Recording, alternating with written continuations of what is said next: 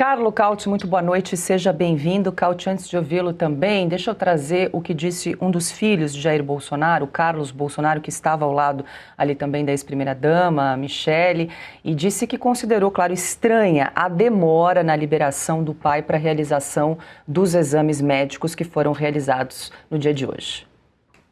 Não, o que eu acredito é o seguinte: o que está nos autos não é o que está acontecendo na vida real. Você tem que seguir o que está nos autos para que a garantia de uma pessoa continue existindo. E, infelizmente, isso não é o que está acontecendo. Então, é lógico que nos leva a crer que há alguma coisa de errado.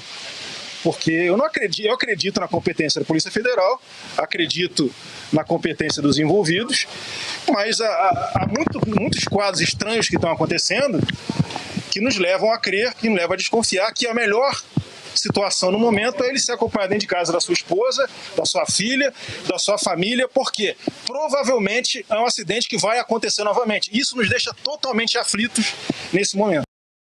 Sem dúvida, Cauty, seja bem-vindo. E como disse o Ivan Kleber, a lei não mudou de ontem para hoje, né?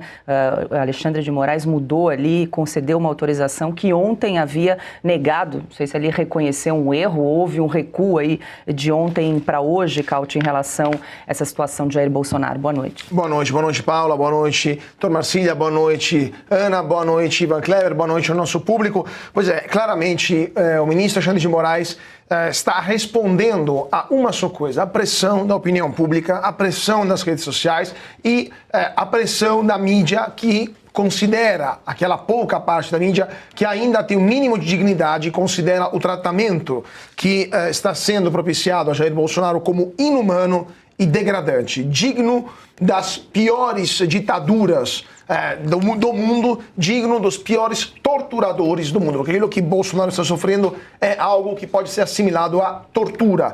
Em qualquer país normal, Jair Bolsonaro já estaria em casa, se cuidando da sua saúde há muito tempo. Prisão domiciliar, mas estaria em casa e não nessa situação de risco para a sua saúde. Então, Moraes, que no primeiro momento ignorou, fez de conta que não aconteceu nada, demorou dias para responder, etc., somente após a pressão das redes sociais, da imprensa, e com medo, porque muitos deputados e senadores se manifestaram também nas redes sociais, e com medo de algum tipo de reação política, aí sim decidiu se mexer. Mas não funciona assim. A lei não se aplica somente no calor da pressão, se aplica porque é o justo a ser feito, porque é o dever do juiz aplicar a lei, aplicar as garantias previstas pela lei. Então, é vergonhoso aquilo que está fazendo o ministro Moraes, e caso algo aconteça com o presidente Bolsonaro, caso o presidente Bolsonaro caia novamente ou algo pior aconteça, o sangue de Jair Bolsonaro estará nas mãos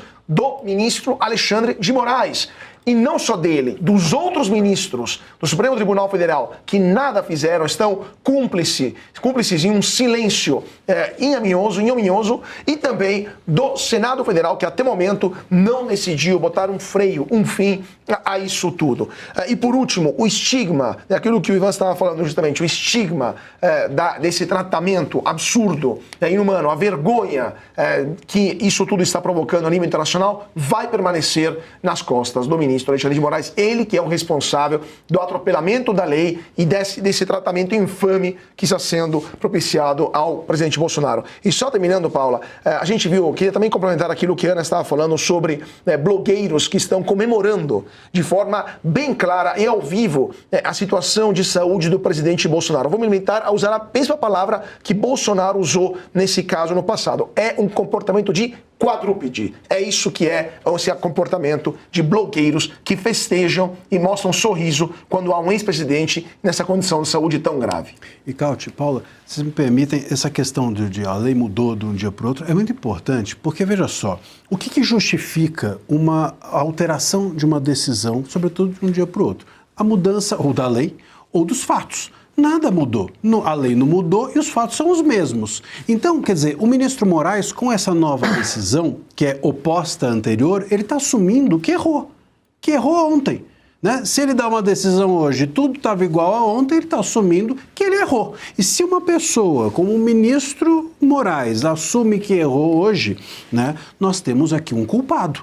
É aquela história. Ele próprio, né, tá? Que é o batom na cueca. Ele está assinando, carimbando o seu erro. O erro com a saúde, com a vida. Portanto, o Moraes, com essa decisão, o que está implícito, o que está nas linhas ocultas dessa decisão, é que ele assume que brincou, para botar aqui entre aspas, porque eu não sei se ele brincou ou fez a sério, o que é pior, mas ele brincou com a saúde, com a vida de um ser humano que está sob sua custódia.